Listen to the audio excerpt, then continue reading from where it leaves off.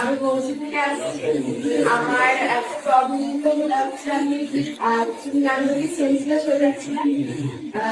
অনেক ডাক্তার দেখেছি, হসপিটালে ভর্তিও হয়েছে, কিন্তু কোনো মেডিসিন আমি করতে পারিনি।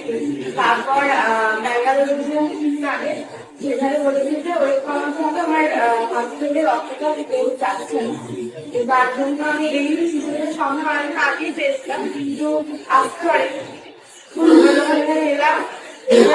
শুনলাম খুব ভালো লেগেছিল, পারবো না। তারপর এক মাস আমার ইমিডিয়েটলি হয়েছে। আর আমি আর আগে রাত্রে একদম ঘুমোতো না, আমার কত বয়স তোমার? 8 বছর বয়সে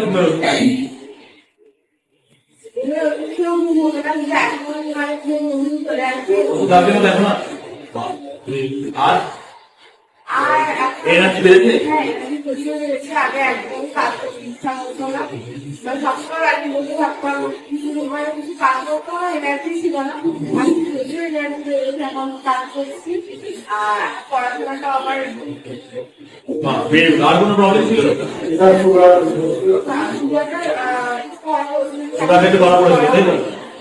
টেস্ট করে না, ওজন কমলে ওটা নর্মাল হয়ে। আর কোনো সমস্যা ছিল তোমার? কি হার্টের প্রবলেম কি আছে? না, ওটা আমার এখানে ডাক্তার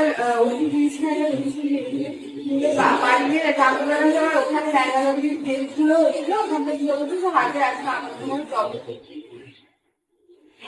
আগে যে হাঁটলে হাঁপিয়ে যেতে সেগুলো কি আছে?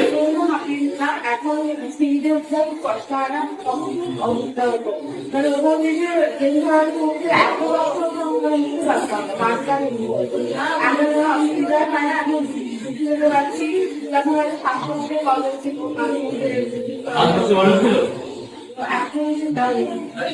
কতদিন প্রবলেম ছিল না? তারপর